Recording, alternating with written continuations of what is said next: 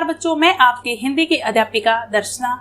बच्चों, आज हम इस वीडियो के माध्यम से हिंदी गुंजन पुस्तिका कक्षा 6 के लिए उसका छठा पाठ चैप्टर 6 लेकर आई हूँ। इस वीडियो में ये एक कविता है। कविता का नाम है आ रही रवि की सवारी। बहुत ही प्यारी कविता है, अच्छी कविता है, आपका भी पढ़कर मन आनंदित हो जाएगा। इसके कवि हैं हरिवंश राय बच्चन, ठीक है, जो कि कविताओं के बहुत अच्छे कवि हुआ करते थे, हरिवंश राय बच्चन जी। तो कविता का नाम आ रही रवि की सवारी है। तो देखिए बच्चों, रवि का अर्थ आप सभी को पता है। रवि का अर्थ होता है ये सूर्य का पर्यायवाची है। आप सभी को पता है सुबह सुबह प्रभात वेला में सूर्य निकलता है तो कितना अच्छा अनुभव होता है। लालिमा छा जाती है, पक्षी चहचहाते हैं, फूल खिलने लग जाते हैं, तो बहुत अच्छा लगता है हमें। तो इस कविता में ऐसे ही कुछ धारणाएं बताई गई हैं कविता के माध्यम से। तो देखिए, हम पढ़ते हैं पहले लय युक्त गान में। आ रही रवि की सवारी, नव किरण का रथ सजा है, कली कुसुम से पथ सजा है, बादलों से अनुचरों ने स्वर्ण की पोशाक धारी, आ रही रवि की सवारी। देखो बच्चों, इन पंक्तियों में कवि क्या कहना चाहते हैं हरिवंश राय बच्चन में। सबसे पहले कुछ कठिन शब्द है। कली, कली का अर्थ कली ही होता है जो फूलों से निकलती है, फलती फूटती है। अनुचरों ने, अनुचरों ने मतलब जो सेवक हैं, सेवकों ने, जो सेवा करने वाले हैं, नौकरों ने। धारी, धारण की है, ठीक है। तो प्रस्तुत पंक्तियों में कवि कहना चाहते हैं आ रही रवि की सवारी, कि रवि की सवारी आ रही है, सूर्य रूपी राजा की सवारी आ रही है, ठीक है। नव किरण का रथ सजा है, कि नई नई सुबह सुबह की किरण है, उनका रथ सजा हुआ है उनसे, और रवि आ गया है, सुबह सुबह सूर्य निकल आया है। कली कुसुम से पथ सजा है, कि सुबह सुबह जब सूर्य निकलता है कलियां खिल जाती हैं, कुसुम फूल खिल जाते हैं, पथ रास्ता सजा हुआ है उनसे, उनका स्वागत करने के लिए, कि सुबह सुबह रास्ता जो है बाग बगीचे और कलियों और फूलों से खिल जाता है, सज जाता है। बादलों से अनुचरों ने स्वर्ण की पोशाक धारी, आ रही रवि की सवारी। कि सुबह सुबह क्या होता है कि जब सूर्य निकलता है तो स्वर्ण की पोशाक धारी, लाल लाल रंग होता है, कि सूर्य की लाल किरणें होती है सुबह सुबह, बहुत अच्छी लगती है हमें भी। बादलों से अनुचरों ने, जो सेवक हैं, बादल रूपी सेवक हैं सूर्य के, उन्होंने कैसी स्वर्ण पोशाक धारी है, कैसी लालिमा की पोशाक धारी है। देखो, सुबह सूर्य निकलता है तो बादल लालिमा की तरह छा जाते हैं सुबह सुबह, ठीक है। आ रही रवि की सवारी, इस रूप में रवि की सवारी जो है सज धज कर आ रही है। उसका स्वागत करने के लिए सब बैठे हैं, सब बाग बगीचों के फूल बैठे हैं। फिर से बताती हूँ, आ रही रवि की सवारी, सूर्य रूपी राजा की सवारी आ रही है। नव किरण का रथ सजा है, नई नई किरणों का रथ सजा हुआ है, नई नई किरण निकल रही हैं। कली कुसुम से पथ सजा है, कलियां खिली हुई हैं सुबह सुबह, बहुत ही अच्छा दृश्य देखने को मिलता है। और कुसुम, रास्ते में फूल बिछाए गए हैं, रास्ता सजाया हुआ है फूलों से, रंग बिरंगे फूलों से। बादलों से अनुचरों ने स्वर्ण की पोशाक धारी, जो अनुचर है, जो सेवक है सूर्य के बादल, उन्होंने सोने के रंग की, स्वर्णिम सोने के रंग की पोशाक धारण कर ली है। सुबह सूरज निकलता है तो लालिमा छाती है, तो बादल कैसे दिखाई देते हैं, लाल लाल, ठीक है। तो उन्होंने सोने के रंग की सुनहरी पोशाक धारण कर ली है।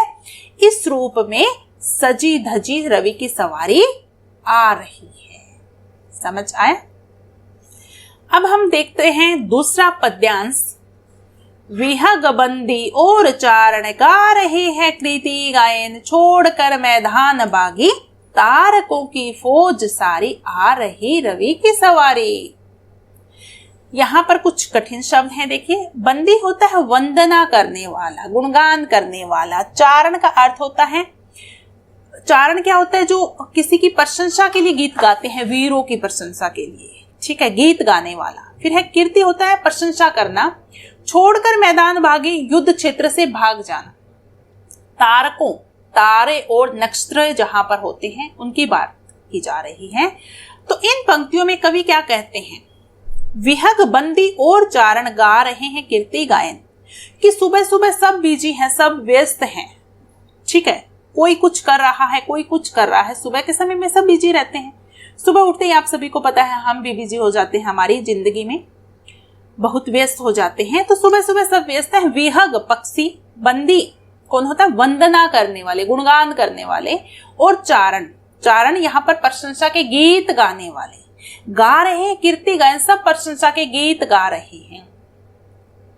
कि ऐसा लग रहा है कि सुबह सुबह पक्षी चहचहाते हैं और प्रशंसा के गीत गाते हैं, ठीक है, जैसे सूर्य की प्रशंसा के लिए कि आप निकल आए हो, आपके गीत हम गा रहे हैं, चहचहाते हैं। छोड़कर मैदान भागी तारकों की फौज सारी, तारे जो होते हैं सुबह सुबह जैसे ही सूर्य निकलता है तारों की फौज भी छुप जाती है, भाग जाती है मैदान छोड़कर।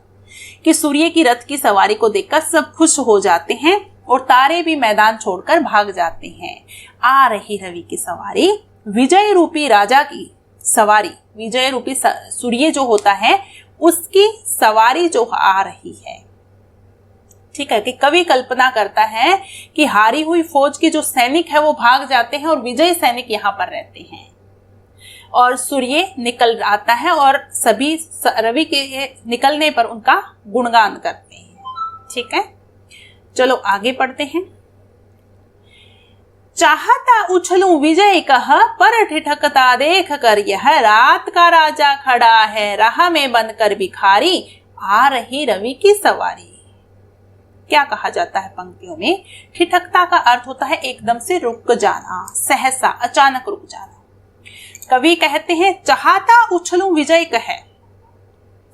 कवि जो है सूर्य राजा की विजय से खुश होकर कि वो जीत जाता है सूर्य, सब भाग जाते हैं मैदान छोड़कर, सब गुणगान करते हैं, प्रशंसा में गीत गाने लगते हैं।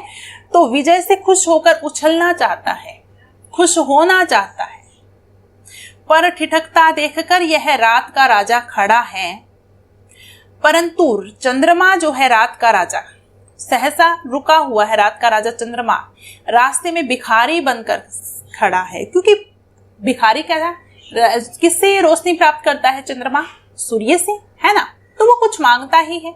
तो सूर्य जो है उसको भी, सूर्य के सामने वो भिक्षा मांगने के लिए खड़ा है, आप मुझे रोशनी दे दीजिए ताकि मैं भी चमकूं।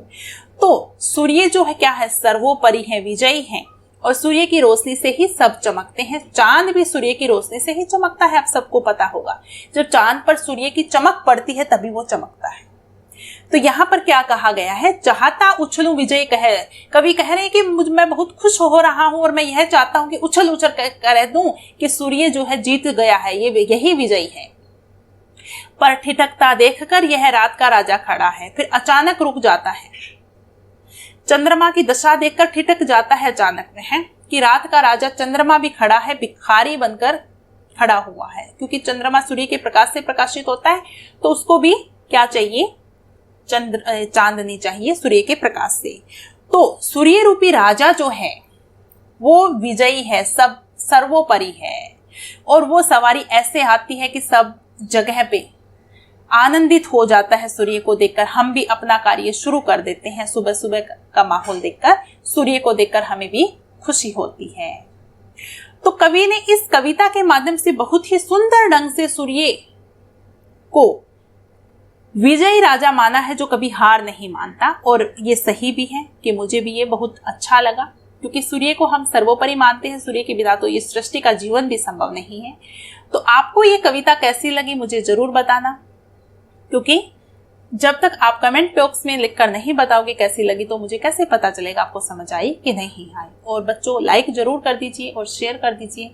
पहली बार आए हैं सब्सक्राइब कर दीजिए। हिंदी और संस्कृत सभी वीडियोज आपको यहाँ पर मिलेगी। आज हम इतना ही करेंगे, नेक्स्ट वीडियो में इसके प्रश्न उत्तर आपके बीच लेकर आऊंगी। आज के लिए इतना ही। आप सभी का बहुत बहुत धन्यवाद। नमस्कार।